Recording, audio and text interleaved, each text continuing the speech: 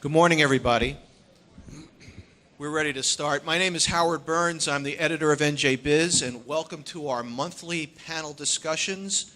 This month, we're talking about energy, and I want to introduce you to our moderator this morning. He is Frank Felder, the director of the Center for Energy, Economic, and Environmental Policy and associate research professor at the Blaustein School of Planning and Public Policy at Rutgers University. His research, teaching, and consulting center around electricity markets, including market design, reliability and resiliency, energy efficiency evaluation, renewable and distributed resources, and climate change. Frank has been awarded research funding from the U.S. National Science Foundation, the U.S. Department of Energy, the New Jersey Board of Public Utilities, and many other industry organizations. He has served as an expert on approximately a dozen retail energy class action legal disputes. He is a former nuclear engineer for the U.S. Navy and has a doctorate from the Massachusetts Institute of Technology in Technology Management and Policy. Ladies and gentlemen, Frank Felder.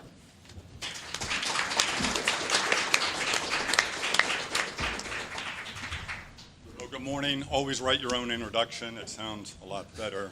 So first off, thank you, Howard. Thank you, NJBIZ. We're going to dive right in because we're running a little bit late. What I'd like to do, we have a terrific set of panelists that span both a variety of technologies and backgrounds and perspectives. What I'd like to do is ask each of the panelists to quickly introduce themselves, and then we'll come back to me and I'll kick it off with a broad question. So Clark, would you like to start, please? Good morning, everyone. We're running a little late because I was late, so I would like to apologize. It's my fault. I think we should start with a little bit of honesty. I'm Clark Bruno. I lead Barrick's transmission business, and Barrick is a Massachusetts-based company that's developed a lot of transmission projects here in New Jersey, between New Jersey and New York, about $1.5 billion CapEx committed over the last 10 years. We are now building transmission projects across the U.S., across Canada, and have a second branch that does microgrid development work for large industry and campus settings. Great. Thank you, Clark. And we'll be talking a lot about offshore wind and microgrids, among many other topics. Jeff, do you want to? My name's Jeff Gradone. I'm an attorney with Archer and Greiner. My practice focuses on redevelopment and any issues that deal with property tax, whether it's litigation, long-term tax exemptions, or anything that facilitates the redevelopment process. Great. Thanks, Jeff. And what's great and fascinating but also challenging about energy is it requires this interdisciplinary, and things like taxes, which seem obscure and not that interesting, are actually drivers in many projects, so that's important. Katie? Hi, good morning. I'm Kate Gibbs with the Engineers Labor Employer Cooperative. We are a collaborative trust fund that represents the combined interests of local 825 operating engineers and the signatory contractors who employ them. Our trust fund focuses on promoting economic development and investments in infrastructure, and we just want to see more projects and more work for our members and to improve their quality of life. And one of the major motivations of policy in the state and elsewhere has been jobs, jobs, jobs. And so we'll be talking about that as well. Roger, you want to wrap up the introduction? Mike, thank you, and good morning to everyone. My name is Roger Zyma. I'm with STV Energy Services, a business unit of STV, a 40-office, 1,800-person planning, design, and construction management firm headquartered in New York City with 2 offices in New Jersey. I've had the fortunate pleasure of working there for over 30 years and have over 40 years in the energy and environmental business, and I hope to bring to this panel discussion a historical perspective of the diverse fuel mix and relationship to that, to how renewables fits in. Thank you very much. Thank you, Roger.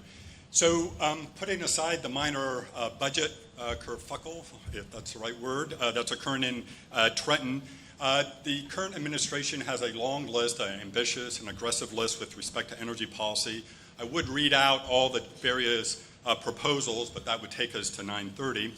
What I'd like to do is start off to the panel, open up to the panel from your perspective, given the various policy proposals coming out of the new administration and the legislature on nuclear, solar, microgrids, the Regional Greenhouse Gas Initiative, Offshore Wind, and so forth. What are the 2 or 3 most important considerations that you think the current New Jersey legislature and governor should be thinking about? Don't be shy. Once the first one goes, I think it's affordability. In this state, everywhere we go, we're a statewide union, all 21 counties in New Jersey, and we have 5 counties in New York. And something we hear everywhere we go is affordability in this state for both residents and businesses. And so if we want to make sure that we're growing as an economy and we're growing our capacity so that we can bring manufacturing jobs back here, we need to make sure that businesses can afford to be here, that those large utility consumers can afford to be here and grow here, but also that our residents can afford.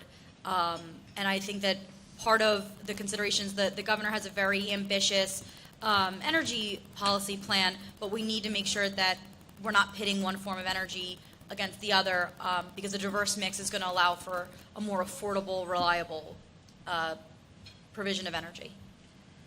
Clark, you want to So jump in? if I can hop on Katie's point, I think that the affordability question is key because it anchors energy into the environment, the economic health of the state. I think stepping back, there's been a kind of pent-up demand the last 8 years. There hasn't been much innovation in the energy sector from state government. That pent-up demand now has the Murphy administration and the legislature eager to do a lot. If you do a lot, as Katie mentioned, you run the risk of doing things that are not affordable. So how do you square that circle? I would suggest that there are at least 2 principles. First is you capitalize on what New Jersey's natural advantages are. New Jersey's natural advantages, I think, are for offshore wind, as Frank mentioned. You are situated in a remarkably rich place. The wind offshore here is high quality, world-class wind. Also, not insignificantly, these ocean sediments offshore are very different than they are in Massachusetts. They're sand rather than rock, so you can build less expensively here than you can in other states which are trying to seize this advantage. So build on what New Jersey's natural advantages are. The natural advantages are, first, the location for offshore wind, and second, the center of a variety of markets. Markets New York, markets Philadelphia, and third, the rich ports that New Jersey has. You have the Port of Newark to the north, you have the Delaware River and the ports to the south. What that suggests to me is that there's a great opportunity to build the infrastructure necessary for offshore wind to really accelerate. So the first principle, building on Katie's, is build on New Jersey's natural advantages. And second is that time-honored principle of capitalism that is fundamental, is competition. And we need to grow up and allow sectors in the renewable energy space to compete against each other and to compete against fossil fuels. One of the remarkable things that's going on in Western Europe is that offshore wind is now getting to price parity with conventional fossil fuel generation. That has long been a dream of the environmental community. That's long been a dream of the renewable developers. And being able to compete across all sectors, I think, is the key to long-term economic and energy prosperity here in New Jersey. Roger and Jeff, you want to jump in? I would like to echo also what Katie said relative to a diverse fuel mix is going to remain part of New Jersey's future for at least the short to medium term. And something that's going into the future, which happened in other parts of the country, is the consolidation process of the major energy players. So folks that were big oil or coal or so forth are investing in the renewable market in a big way and have quite aggressive projections for where renewables are heading over the next 30 to 40 years. So you have a partner in some degree within the fossil fuel industry. There's steady progress being made, and it has been made over the past 40 years with our environment, air, water, land, and so forth. And I like to use the word cleaner versus totally clean because of the trade-offs between the various technologies. So we're kind of weighing trade-offs between different industries. And it's personal preference on what's more important for each other. And then the third item is that technology will drive the future.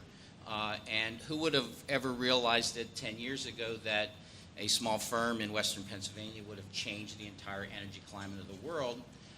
And I think that same potential exists here in New Jersey in the renewable space.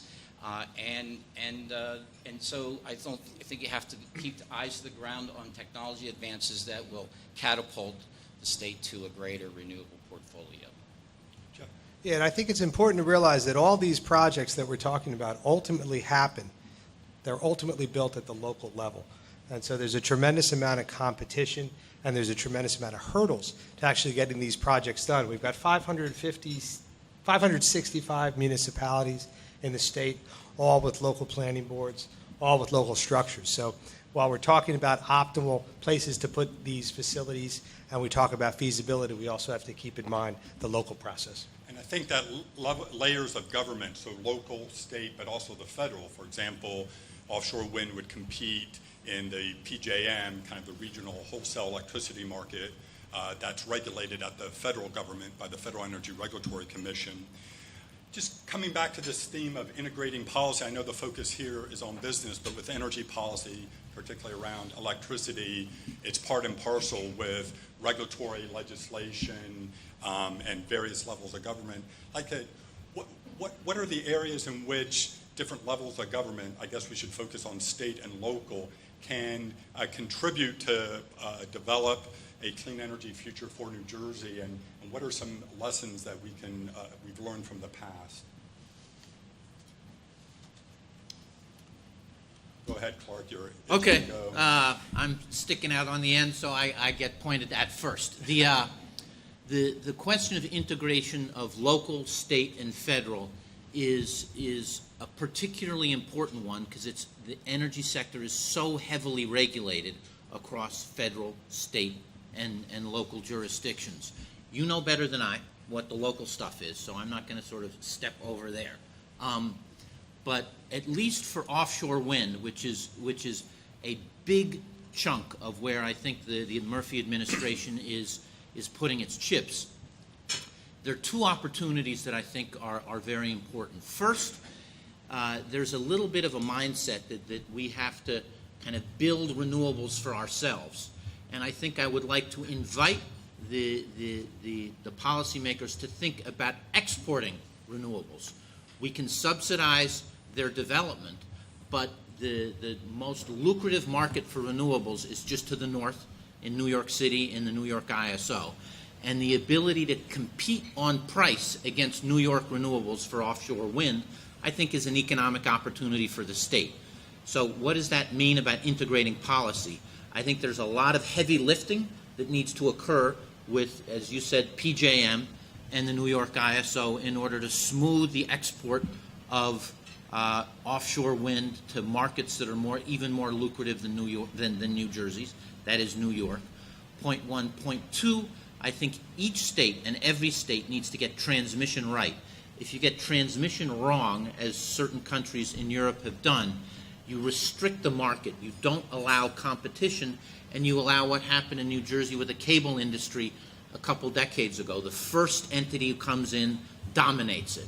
So if you have a transmission policy, you build the infrastructure, you allow the industry to grow and grow quickly, then you can take that renewables here, businesses, homes in New Jersey, and export it elsewhere. And I think that's the key, at least in my thinking, is to try to build an industry across federal and state levels to lose a focus, if you may, on meeting purely renewable goals and to try to think about seeding and growing an industry. And I'm glad you raised that because that's been a long-term ambition in the state, both with respect to solar over the last 15 years or even longer, but also now it's wrapped around the offshore wind.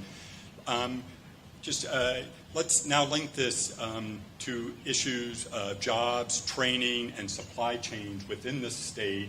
And I'm interested in the panelists' thoughts. Maybe Kate, starting with you, how do those factors now link up to what we've been discussing so far? So operating engineers, for those who don't know, are the men and women who operate heavy construction equipment And so we build every type of infrastructure, from transportation, water and sewer, all types of energy. And so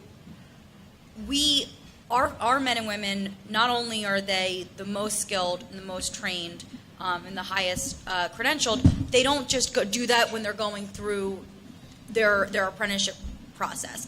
Our members continually train. They train all year round. Our training center, people who see it at Exit 8A on the Turnpike. We have another state-of-the-art facility in New York.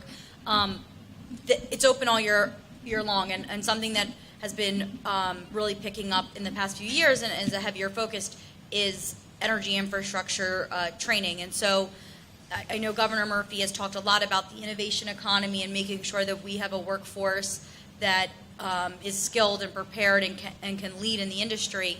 And so I think it's men and women like the members that I represent and like other tradespeople that are part of that innovation economy. And we know that that's part of building a really strong middle class is making sure that they have the skills and training to succeed.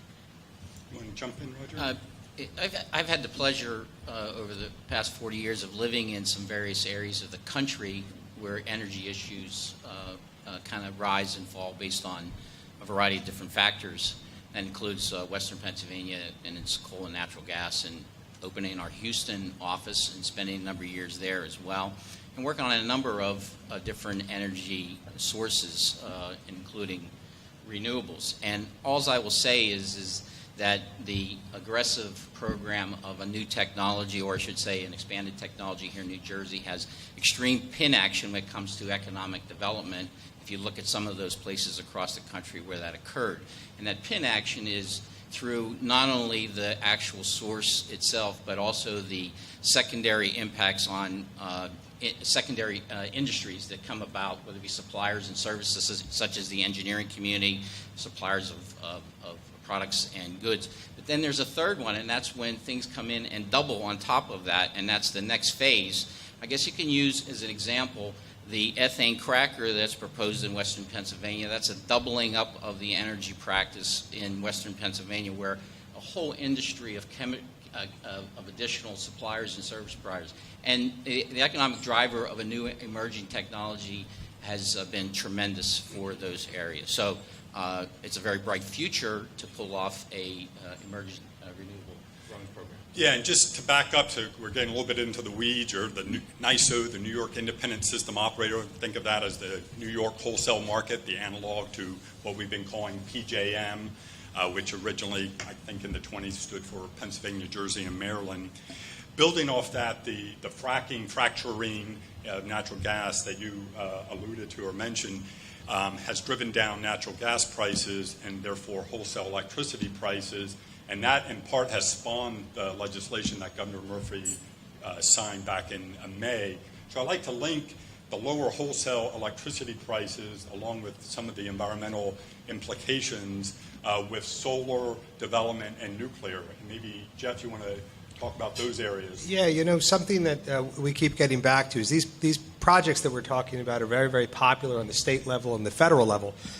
They become less so at the local level. And so things like job creation, things like property tax generation really become the triggers that allows the local governing bodies to basically sell these projects to their constituents. Because like I said, as these projects are very, very popular from a policy standpoint, they're going to end up next to a school. They're going to end up in somebody's neighborhood. And so there has to be some sort of a compensating offset. And oftentimes that's property taxes. So a lot of the ways that these projects get done are through long-term tax agreements. When you pay a normal property tax dollar for your house or a commercial property, the municipality is typically getting 15 to 25 cents or so on that dollar. A school district gets 50 cents, 60 cents on the dollar, and the county gets the rest. In these long-term tax agreements, which are available if you're in a redevelopment area, the municipality is getting 95 cents on the dollar. The county gets 5 cents. And so that's why these projects are really done, because the property owner is paying less in property taxes than they would under normal ad valorem traditional taxes, and the municipalities are getting 2-3 times the tax dollars that they're getting. And so I think that underlines the importance of policy stability, but on the other hand, as Roger mentioned, technology is changing, objectives are changing. So I'd like to open up to the panel, how do we think about this intersection, business plans, business strategies, developing and expanding new industries at the same time with changing policies and technologies? So as I mentioned before, we have 825 has 5 counties in New York that we represent, and things really are a lot more dire in New York. They have, rolling brownouts. When it gets very cold or very hot, they have to put out advisories to people to keep their thermostat set at a certain level because they don't have the capacity.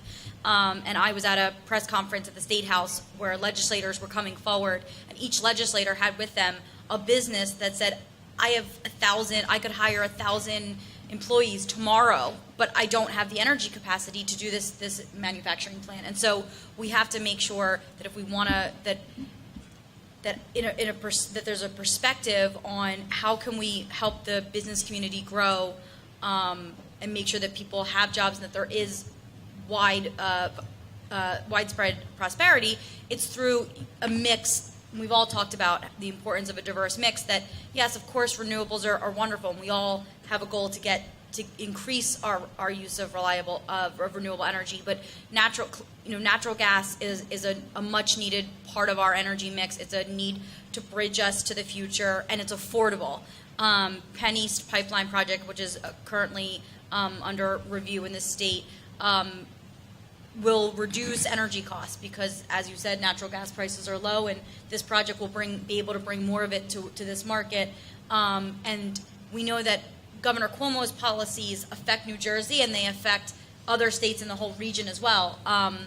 There was one of the FERC commissioners spoke to a group and basically said that the reason that this region of the country, the reason that our prices are more expensive is because we don't have the pipeline infrastructure to get this cheaper, clean gas into market. And so we need to make sure that we're not pitting one source against each other, and that we're looking at that, because if we have the access to affordable energy, our businesses can prosper. And just as a point of clarification, the FERC is the Federal Energy Regulatory Commission. They're the regulatory body of the federal government under the Federal Power Act that regulates wholesale electricity and wholesale natural gas transmission. So just for that clarity. So building off this point, we've introduced affordability, reliability, and we're now touching on the environmental issues. But staying with reliability, there's been a lot of various proposals, including microgrids, a term that if you're in the industry, you get 28 emails a minute on every day.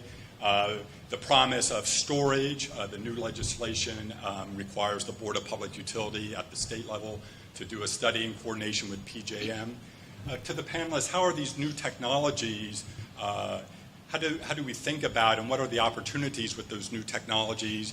And in particular, in the light of electricity that the audience may not be familiar with, is that you have to balance supply and demand roughly every fraction of a second in order to avoid a blackout. So with that question. So I will pick up on a strand of this issue. I think one of the things that people worry about is how affordability affects, as Katie said, the economic health of the state. I think the other thing that people worry about is as one of my colleagues mentioned, pitting one type of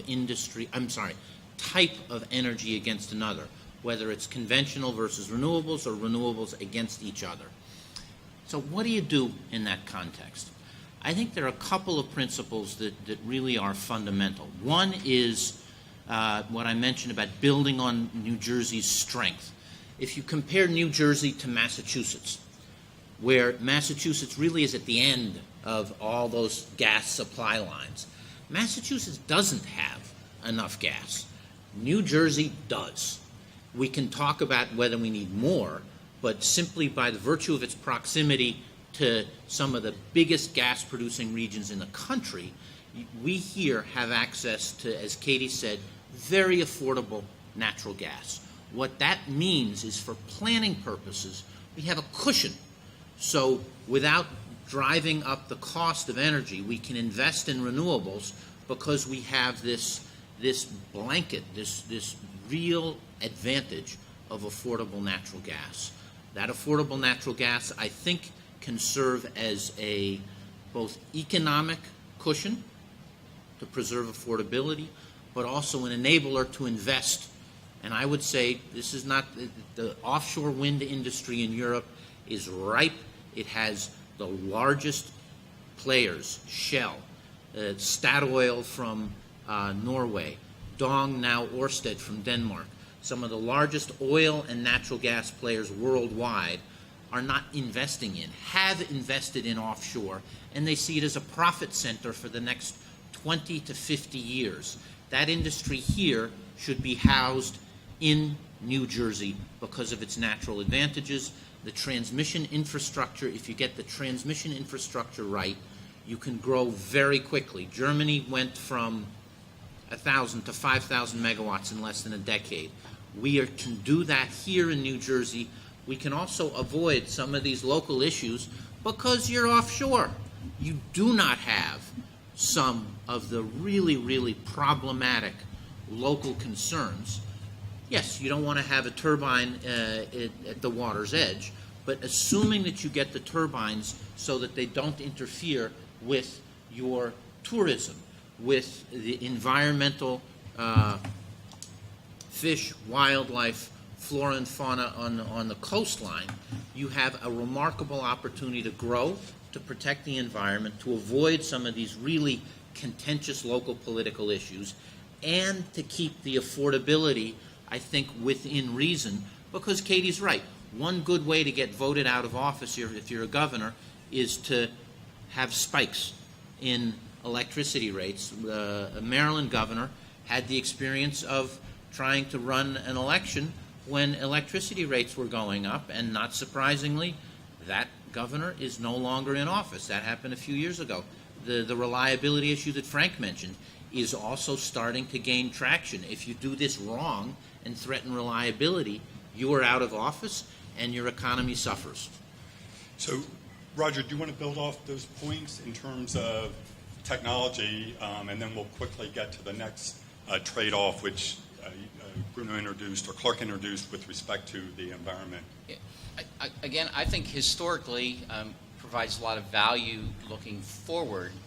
And if you use the onshore wind component of the renewable space, I'll say that the low-hanging fruit or the most economical sites were developed. And if you look at a map that's available on the internet, you'll see where those wind farms concentrated near the resource. I don't believe that same exploitation has occurred on the offshore side, and that's low-hanging fruit offshore is the next viable place to go as far as offshore wind. So that would be my one comment relative to the technology. I think going a little bit back to the interaction with what the various states can, or the state can do, is kind of a little bit of stay out of the way relative to taxes and fees and regulatory burden, to let the economics drive the decision rather than the politics and the traffic across social media.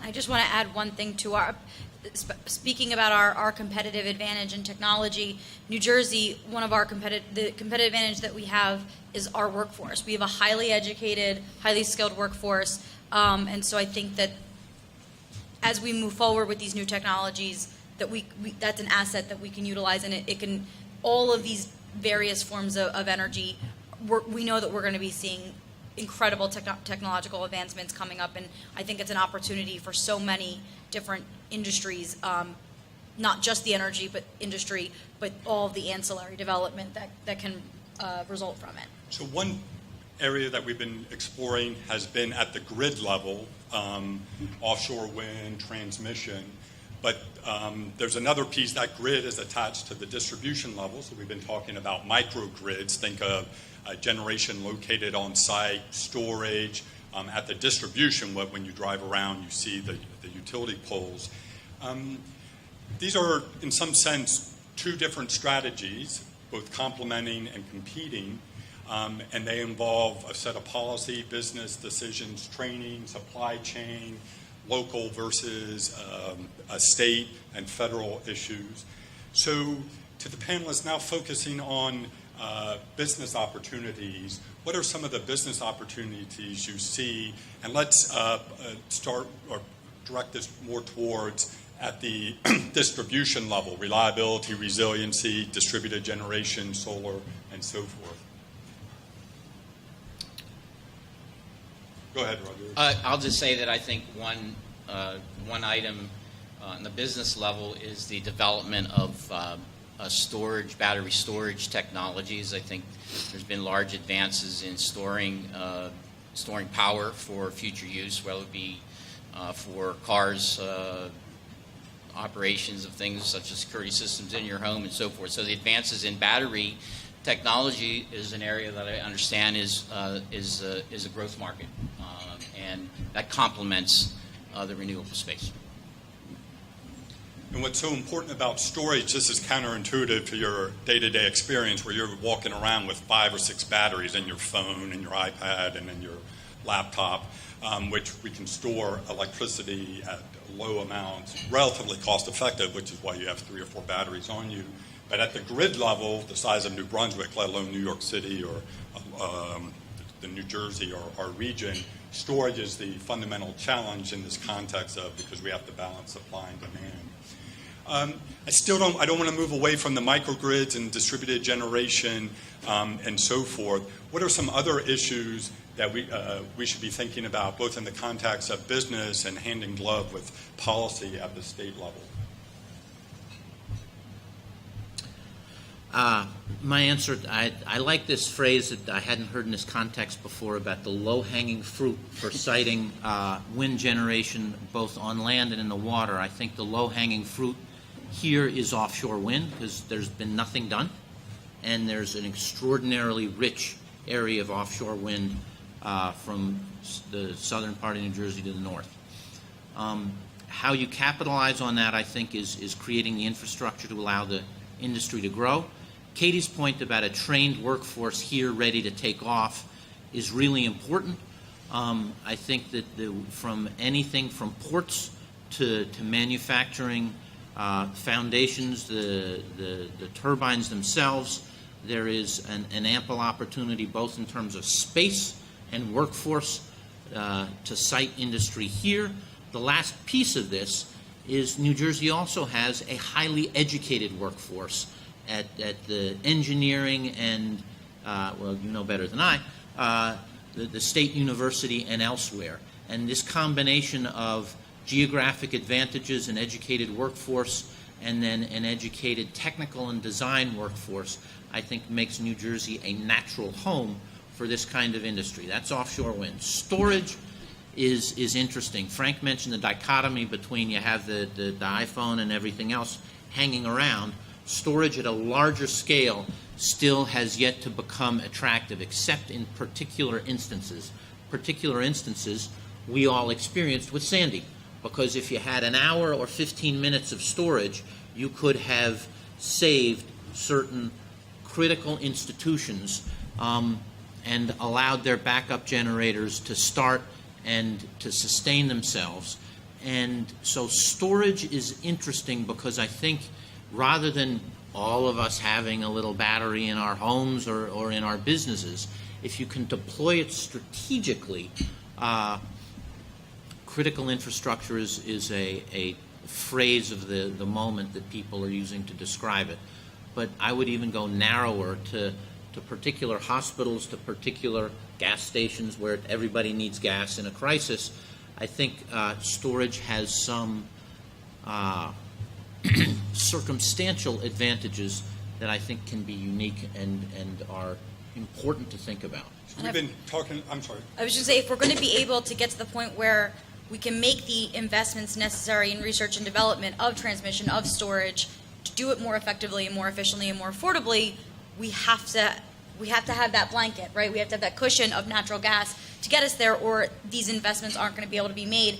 And to your point about getting out of the government, getting out of the way, the process, and we understand we need to have public input on these projects, but how do we need to figure out a way to get politics out of it, because the politics is creating bad policy for energy, I think not just in this state but in the region. And so I think that what can government do at all levels is figure out a way where we can weigh and balance, okay, we need to have public input, but we also need to make a process that's less arduous so that we can, because if we have a less arduous process and we can have more of these projects online, then there's more room for investments in transmission and storage, which is really kind of that if you can get those two things right, then renewables become more real. And I like your emphasis on process. So far we've been talking about substance, different technologies or capabilities or costs, their implications for the supply chain and business opportunities in New Jersey. Layer on top of that, each of the different levels of government have a process due to our democratic, for all of its warts and glory, that also factor in. And this notion of process also feeds into this idea of policy certainty. I'd like to ask Roger and then the panels. So, not Roger, Jeff. You do a lot of work with clients. Granted, it's in the context of taxes, but clients coming to New Jersey who are weighing the pros and cons. We've talked a lot about the pros, workforce, and so forth, but there are also some challenges in developing projects in the New Jersey context. And I was wondering if you could round out our discussion and, in particular, what are some, given your thoughts on those challenges, what are some things that both business leaders and policymakers should be thinking about? Yeah, so like I said before, New Jersey has a very, very local effect on these projects, local land use boards, local tax assessors. And so anyone looking to make an investment in New Jersey and in a particular town is going to have some variables that they want to make less variable. The land use process, the permitting process on the local level, even with these types of projects now being considered an inherently beneficial use for variance type of relief, is still cumbersome. The redevelopment law, to some extent, streamlines that. You're sort of outside of the normal zoning variance process. You can put together a redevelopment plan, and you can deal with changes a lot more quickly and comprehensively.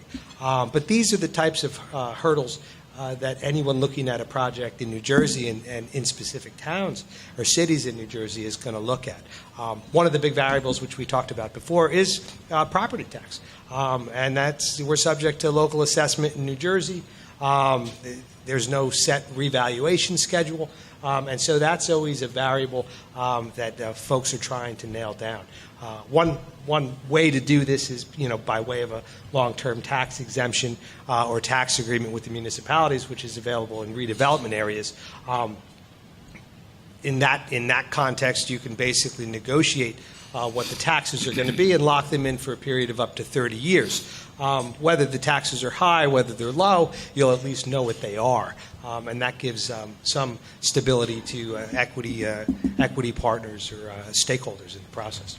Frank, if I can jump in, I am the developer in the room, okay? I'm the guy that builds the projects that people get upset about. Well, I like to think I'm developing minds, but go okay. ahead. Yes, I think that's exactly right. I like to think, maybe we're not. I think that's right. So I'm going to say something heretical, is that in the projects we have built in New Jersey and the ones that we are developing, we have found local government open, receptive, thoughtful, and a collaborative partner with us. And one of the reasons for that is we do not have powers of eminent domain. And what that means is we go only where we are wanted, and that means when we start out with a germ of an idea, that's okay, we probably shouldn't go to community X because we don't even know where we're siting the project. But as soon as we know where we're potentially siting a project, we start to talk to people. And the reason that we do is we have to, because if they don't want to talk to us, effectively they can block us. And I think, if I may, New Jersey gets a bad rap because of the 565 community and the counties and the multiple layers of government. But what we have found is if you go early and you talk to everybody and you are transparent and open about sometimes we win and sometimes we lose, you get an enormous degree of goodwill and collaboration and cooperation. And I know that's not the way that this process is typically described in the media, and it's not the typical sort of dynamic that people like to talk about at events like this. But I do want to say that I had been with my company 8 years, and for the 7 years that we were doing this before then, that has been our experience without exception here in New Jersey. That's Roger, point. do you want to build off that point? You have a lot of experience developing not just energy projects across many states. Are there best practices or other thoughts in this context? Without a doubt, again, fortunate or unfortunate, I've been involved in quite a few controversial projects nationwide, and quite a few actually in the Delaware Valley over the years, in which the aggressive public participation program used to entail kind of like getting like thinking folks in the same room and all agreeing that this is the best for everyone, and kind of forgetting about the local and the gaining the grassroots support. I believe the new process or at least a newer developing process is to search out the folks who are against the projects and engage them earlier on. It's just a different mindset than initially employed on the hazardous waste industry, the solid waste landfill industry, and a variety of other industries that we cited and worked on, even transportation projects. It doesn't really have to be in waste or energy. And so I think an aggressive program to engage those folks that are against your project and educating as well as hearing them out is the right avenue to go, and they end up in more successful projects. We have a 500 megawatt nuclear power, gas-fired power plant in my community that I live in, and we are a receptive community to that power plant. And in lightning speed, within 18 months, that thing is about 6 months away from construction. So the power of local support is tremendous. Great. In a couple minutes, we're going to be going to questions. Jump in. Yeah, in fact, if I could just build on what Clark was saying, something about institutional memory. So at the county level, even, and the state level and the federal level, there are folks that have done these projects. Oftentimes, when you're going into a municipality, it's the first time that they've done it. Even if they have a similar project, there's new folks at City Hall. There's new professionals that are being hired. So Clark's right. It's a strong educational function that developers have when they come to a town to do a project. They want to walk through the project. They want to vet everything. It should be a very, very transparent experience, because these projects are good for towns.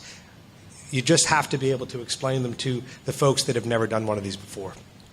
And along those lines, so I'm glad you raised this notion of education and capacity building, and how important that is, both from the industry side, and Kate's talked about a lot of workforce development and training, but also on the regulatory and legislative side. What are ways that businesses, in your experience, can help develop the ability of their regulators and their lawmakers to understand the issues without pushing too far, or in a way that's productive, that addresses some of the issues? You won't get all the issues up front versus down the road. I think something that's super important is that a lot of times, as building trades unions, and we work with industry partners to try to participate in that public education function. Because what people don't understand and what people don't know about scares them, and that makes we understand that, and so education really is so important. And so typically, an industry partner who's citing a project will engage with kind of their natural allies, like the building trades and other groups, to do this advocacy. But what I think is so important is for individual businesses to step up and join in the conversation and join these coalitions, because the business community are the biggest end users. And so they're the biggest benefactors of lower, more affordable energy prices. So I think it's really important don't just say, well, I belong to the Chamber of Commerce, and so they can do my advocacy for me.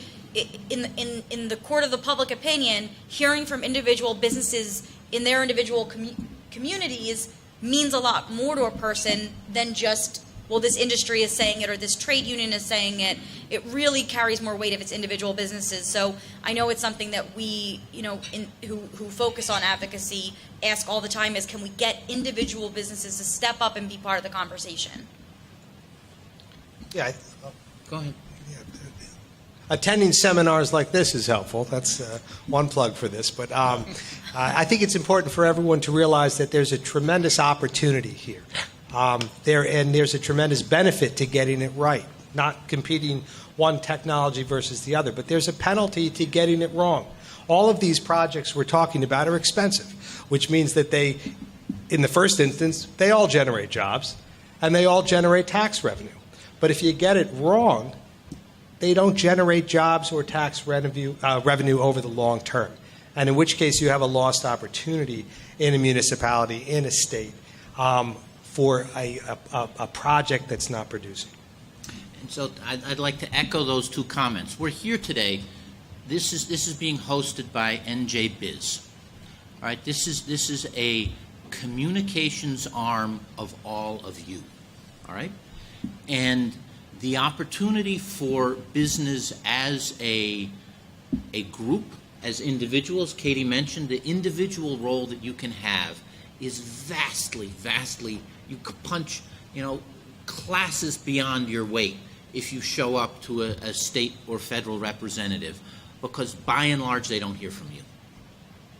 And then collectively, through NJBIZ or something else, if you can articulate what you just mentioned, yeah, you'll get taxes and you'll get jobs from anything, but doing it right, and doing it right in the business context, I think means being open to competition. Those time-honored principles that have built this country, the innovation and the growth that comes with competition, the transparency of business practices so you're not playing favorites with somebody you know or you like. Those fundamental principles, I think, are in our long-term best interests in the offshore wind sector, but in every sector, and they get it right. I think that's a really, really important phrase, getting it right from the get-go. And can we delve down into that issue? So that was well said. But what are some examples of getting it right? You mentioned competition. That's an important piece. Transparency. What are some other things that both the business community and policymakers should be thinking about and under this banner of getting it right? All right, so my company is based in Massachusetts. I will tell you a story about getting it wrong, okay? The law in Massachusetts allows utilities to both develop offshore wind projects and to select the winning projects. Did I say that right? Huh? Develop the project and select it. Okay? I said that right. And there's a provision in the law that says there has to be an iron wall, impermeable wall within each company, so that if I'm developing the project and you're selecting it, we don't talk to each other about it. Okay? Have all of you graduated from kindergarten? All right? So that's getting it wrong. That's an example of a lack of transparency, a willingness to suspend disbelief that kind of thing, he's not going to get a bonus because he runs to his boss and says, you know what, Mary, I've picked a great project. It's that competitive project from the other side. He's going to look at him like, a little funny. That's getting it wrong. And I tell the story because it's easy to justify getting it wrong. All right? And the principles that are, I think, core to most of the people in the room about transparency and competition and fair play are really, really important at every level of government. We go to the various states where we do business, and our company, we say, look, we compete in RFPs. We win and we lose, and it hurts losing, but that's built into our business plan. The only thing we ask for is a fair shot, an even playing field so we can compete. And I think that those principles of open competition and transparency are integral to the long-term development of this state and what Katie said, an affordable and reliable mix of energy sources that extends long into the future. But those bedrock principles are really important to remember, because when we start talking about the tax levels and everything else, we kind of forget them sometimes. And when Massachusetts does this wonderful procurement, we kind of forget what we learned in kindergarten, that people actually do talk to each other. You And know? we added to that list the importance of process and early communication and extensive communication. Roger, would you like to add to that list, either on the pro or the con side? Yeah, I would like to say that we're kind of in a watershed moment of getting it right. And the reason why I'd say that is because looking back historically, some decisions were made in the 70s to advance our environmental and energy policies and programs to the point where we have made great strides and accomplishments in all fronts. And so I think America has got it right for the past 40 years, and they will get it right again over the next 40, which is the planning period that the governor has, or at least 30 of them. And that we really, that our up-and-coming professionals and stars, my grandsons and granddaughters and children, will take that baton. And so I believe in technology advancing our future. I believe in America's will to do the right thing, advancing our future. So if we can magically project 30 years out, I'd say that right will prevail once again. Great. So that's a good time to turn it over to Q&A, questions and answers. We've talked a lot about affordability, reliability, and resiliency. We've touched on some important environmental issues, so maybe that will also come out in the Q&A. So why don't we open it up? Yes, sir, if you could just introduce, wait for the mic, rule one, to your name and who you are, and then a question in form of a question. Sure. Ratan Agarwal. I invest in early stage companies, clean tech. A couple of comments. I think in terms of the affordability, I mean, we all live in the world of the budget deficits and competing interests. So it's always a question about affordability. But to me, I think the economics of several clean tech technologies, solar, wind, have already come down to a point, it's a factor of almost 100% change. And they are far more economically affordable. All you have to do is just look at the latest Barron's article where the graph of the solar and wind have dropped significantly below coal and gas in terms of the economics.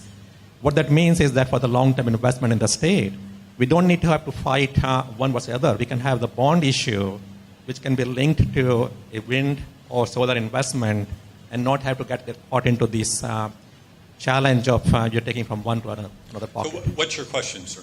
No, my question is, I think we need to take a different approach in terms of let's have a bond dedicated to solar or wind investment so that we are not competing against other projects. Okay, panel. So I think the suggestion is to have a government-backed bond that would fund solar. In fact, I believe the current administration had proposed or is proposing some type of green bank. Hang on, some type of green bank. So how does that fit into either from a development angle or a project development angle? So thank you for the question.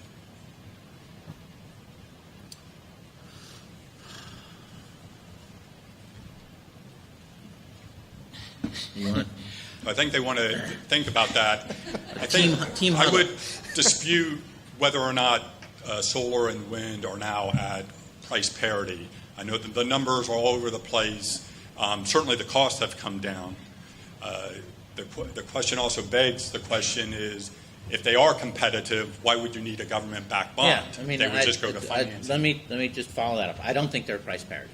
I mean, I think they are at price parity in certain markets, in certain regions. But if they were at price parity, we wouldn't be having this conversation here.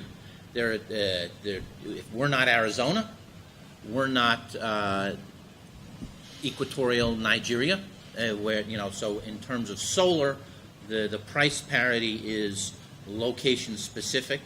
In terms of terrestrial wind in the United States, you have terrestrial wind in the richest parts of the U.S., the sort of from Texas all the way north through North Dakota. You are getting close to price parity. The prices in Oklahoma are, in fact, lower than coal for the newest, best turbines in the ideal locations. But I think it's a mistake to say that we're at price parity in those technologies or across the markets. Your question about a bond really made me stop. And this is a preliminary answer.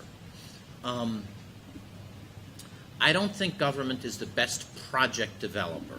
So if you create a bond, which is a source of inexpensive capital, then you have to allocate the capital across a variety of projects. Frank mentioned the idea of a green bank. I think a green bank has promise. I don't know how the funding is contemplated, but I think that if I can take your idea of a low-cost source of capital, marry it to an institution of the green bank, I think you get the ability to get low-cost financing and target it to projects that are attractive. What's difficult about a green bank is you will have failures, like all banks have failures. And I think, I forgot who mentioned the idea, that it gets political, okay? And so you need to have a green bank that the governance of which is sort of impregnable from a political perspective. I sense a follow-up conversation after the event. Let's see if there's another question. It's a very good question, and certainly the costs are coming down, which is good news. Yes, sir. I'm Richard Lawton. I'm with the New Jersey Sustainable Business Council. My question is, Clark, I really like how you kind of framed your responses in terms of the fundamental principles of economics and business. So I'd like to frame my question based on that. In a perfect market and perfect competition, all prices reflect all costs.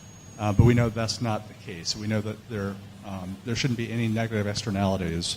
So my question really is, given that, and our attempt to use policy to address what amounts to a market failure, what are the ramifications of New Jersey rejoining RGGI, number one? And number two, many states, especially in the Northeast, I think Massachusetts just passed legislation to put a price on carbon. So could I get your comments on that? Before you answer that, let me just, for the broader audience, so RGGI is the Regional Greenhouse Gas Initiative. It's a multi-state effort that New Jersey was in, then was out, and it's in the process of rejoining, that in effect puts a price on the emission of CO2, carbon dioxide, which is a greenhouse gas, for the electric power sector, not economy-wide. So with that context, so that's a policy of having us explicitly pay for a cost that is occurring but is now not reflected in our energy bill, hence the term externality, external to our bills. So right, I'm trying to buy some time for Clark. I will just tell you, I don't have the expertise now to make a comment on RGGI. I can make something up. I don't do that, okay? So I think Frank or someone else on the panel is better suited than I to answer that question. That's that requires a very sophisticated nuance. And in terms of process, the Department of Environmental Protection, as you know, in New Jersey, along with the Board of Public Utility and Economic Development Agency, EDA, are working together, really the lead is DEP, on the regulations to rejoin RGGI, and that has started. So if you're interested in that issue and the process, now's a good time to make sure you're engaged. Let's see if there are other questions. So thank you. Yes, sir. Thank you. My name is Ken G. I know that the moderator, Frank, had tried to direct the group here to talk a little bit about distribution. And, there's a lot of discussion about power generation, whether it's offshore wind, whether it's solar, whether it's gas, and all that. And yet, I like to use a car analogy. You could have the best fine-tuned V8 engine, but if you don't have the proper connection to your transmission, to your tires, to the road, you still don't have a car that performs at its best. And regardless of how power is generated, ultimately there's a whole set of system that connects to the end user, where it's business, individual consumers, and so on. Is there a way, or are there any ideas how we can encourage more of that kind of project? Because I see that for your union guys, Kate, and others. It's a massive underdevelopment, underinvestment in our distribution system. And one of the things that I know last week when the BPU kicked off their 2019 Energy Master Plan, 2 of the 5 topics that they said they would focus on was on the resiliency and reliability of our grid system. And I choose to interpret that to the local distribution because that's where most of the power outages. And it talks about smart grid, and I assume they talk about smart meters and so on. And I think most of us know that there's at least one major utility in New Jersey where they don't know when there's a power outage. They still rely on the consumer to call in and say, hey, my power's out kind of thing. So if we could have some ideas or discussion about how that could be encouraged in terms of projects or things like that. Not so much power generation, but more at the distribution level. Right. Thank Those you. are good questions. I can speak to that. I mean, so recently there was a JCP&L project that was defeated because of political purposes and local governmental reasons. But then we had a big storm and power was out. And then people said, well, why isn't, then everybody was up in arms. Well, why didn't they do anything to fix this? Why isn't this more resilient? Why isn't this more reliable? And again, it's because we've let politics get into policy. And I just think that we need to, government shouldn't be picking winners and losers. And we need to figure out a way to take a balanced approach so that customers and end users are getting access to reliable, resilient, affordable energy. So I don't have the answer to that, but I just know that if we need to figure out a way to get politics out of the policy. So if I... No, go ahead. Can you clarify what project you were talking about that JCP&L got? It was in Monmouth County. I see. Thank you. Yes. So you raise, I think, an extremely important question. For those of you not in the weeds on this issue, the distribution system is where the sort of power gets to all of us, homes and businesses. And it's not at the kind of wholesale level, it's at the retail level. And within the last probably 10 or 15 years, 2 trends, the internet and how the internet can facilitate instantaneous communication without anybody thinking about it. No levers, nothing. It just does it. And then developments in, I'm not an engineer, so forgive me for those of you who are if I'm misrepresenting the exact terms, but developments in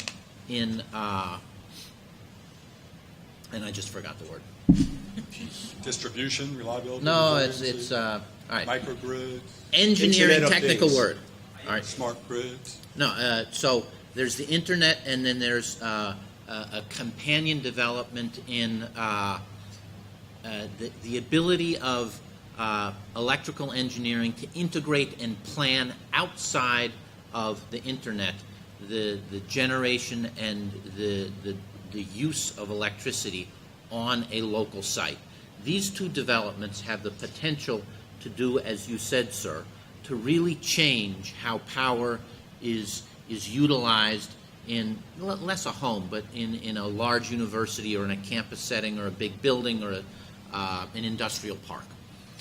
And the challenge is to take what the utilities can do themselves and what this sector, which is a disruptive sector, all right, because a large industry can implement this stuff on its own without the utility having the ability to say yay or nay.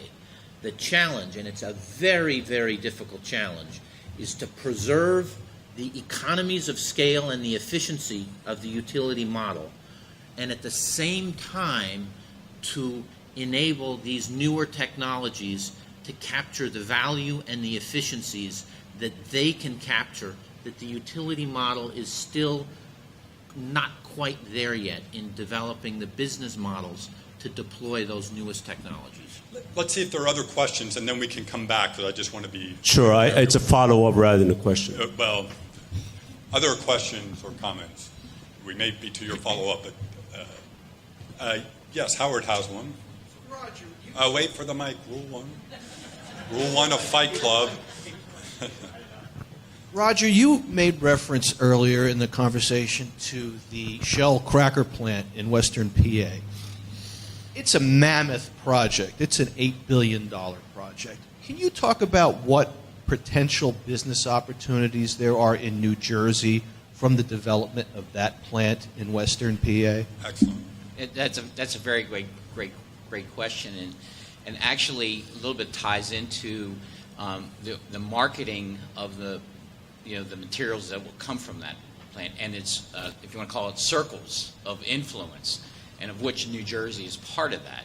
So as that product comes online, it in essence is competing for the same market that the Gulf Coast does currently.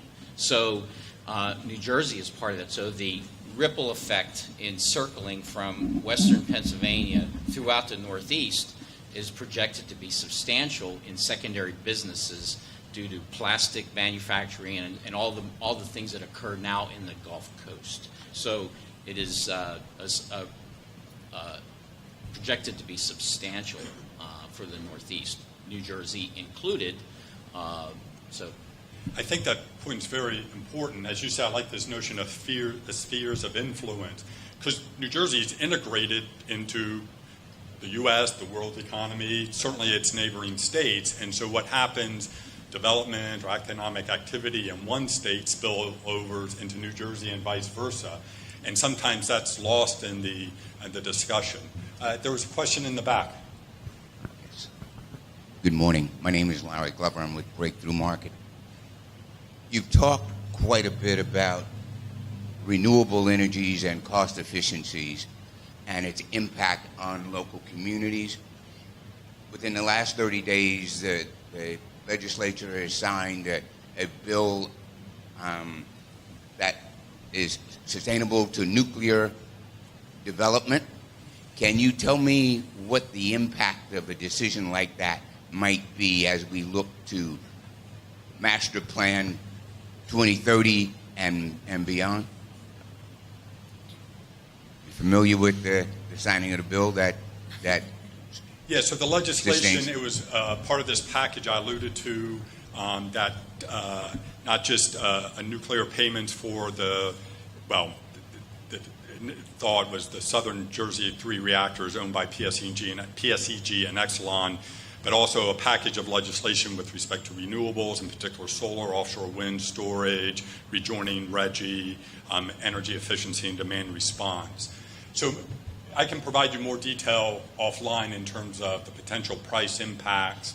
The bill establishes a payment up to 0.4 cents per kilowatt hour. The Board of Public Utility, they're on a clock to do a variety of studies to determine first whether or not that payment is necessary for economic reasons.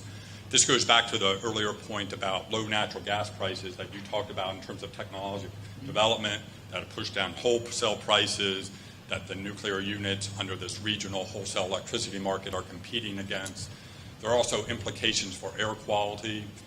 There's implications for employment. Nuclear facilities tend to be, I was a nuclear engineer in past life, are labor intensive for obvious safety and operational reasons.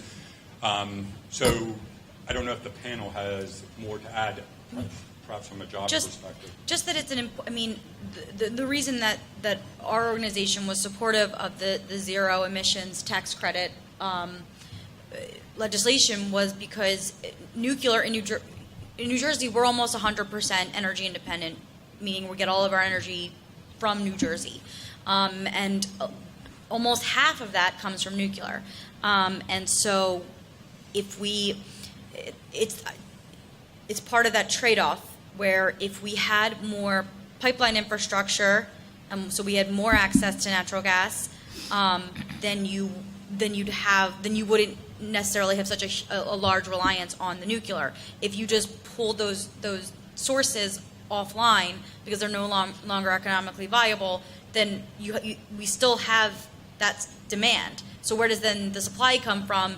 It's got to come from out of state, and it likely will come from coal or other fossil fuels. And so, I think sometimes people think that elected officials and government, there's a magic wand, and we can just kind of, you have to be realistic, and so you can't say, we're going to say no to every single pipeline project, and We also don't want to build any offshore wind because that could hurt the birds and the fish. We also don't, we don't want nuclear. It's like, well, we right now we're not at the point where we're running on, completely on solar. We're not at the point where we're running completely on renewables. So we have to figure out a realistic way to balance our energy demand with the supply.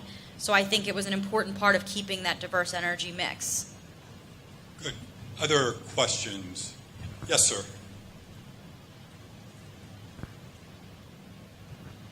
Good morning. I'm Mike Rodriguez. I work for Hammerland Engineering, and we do land development here in New Jersey across many industries. But one thing we've been involved in recently has been solar panel ground-mounted installations. And the largest projects we've done were in the Carolinas, actually, and they were utility scale. And they were really called power plants. I was just wondering if there is any thoughts to that kind of scale development here in New Jersey. Some of the benefits I've seen in Carolina, at least, are that farmers get to keep their property, their families, get some income from the utility companies by renting out their land for solar panels. Is there any viability to that here in New Jersey? Look what happened. Six Flags Great Adventure had a huge proposed solar project, and it was fought by the environmentalists. So, I think there's appetite for each of these types of renewable, but we have to, again, find a balance because while we always say our members live here, their families live here, so we all care about the environment, we all care about quality of life, but we have to balance it and be realistic. So I think there is an appetite, but each time these projects start moving through the process and then get halted, it's an expensive endeavor to go through this very complicated process. So we have to figure out a way, if we want to see investment and we want to see innovation, then we have to kind of get out of the way a little bit so that we're not disincentivizing folks. There's also a price point issue. I'm for reasons which I don't go into, I am somewhat familiar with solar and wind in North Carolina, and the price per acre of land in, I don't know where you were working, sir, but the price, as a general rule, simply because of the location of the states, the price per acre wherever you were in North Carolina, I suspect is singularly remarkable and attractive for a solar utility scale project. And I think there are relatively few places in New Jersey that would share that economic profile. So if I am a developer of solar, utility scale solar, New Jersey would not be my first pick simply because of the cost of land. Just a quick point of information, you may know that is now an open question from the legislation back in May, revamping the New Jersey solar market, community solar, and the rules, kind of phasing out the SREC market, the solar renewable energy credit, and maybe going to a different system. So you have an opportunity, if you want, to contribute to the development of that policy through the Board of Public Utilities. We're going to do one last question. I think there was a question way in the back, unless you're all set. Any other final questions? No, we're going to leave you two guys. That's great for discussion. Well, with that, I'm going to bring up Howard, but first let me thank the panel, and then I'll bring up Howard. So thank you, panel.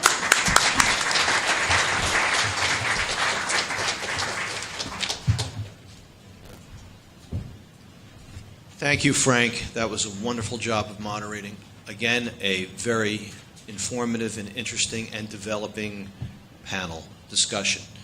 Our next panel discussion is July 17th, and the topic will be human resources, and that is a very wide-ranging topic, and we'll be letting you know more about what we'll be discussing as we get further along. Coverage of this seminar will be in our next issue of NJBIZ. It'll be up on our website this afternoon, and a video of this presentation will be on our YouTube channel. If you would like to get a trial subscription to NJBIZ, Anna Acquaviva, who is sitting over there at the table, will be glad to help you on that score. So for that, I want to thank everybody for coming this morning, and have a great day, and we'll see you at our next event. Thank you.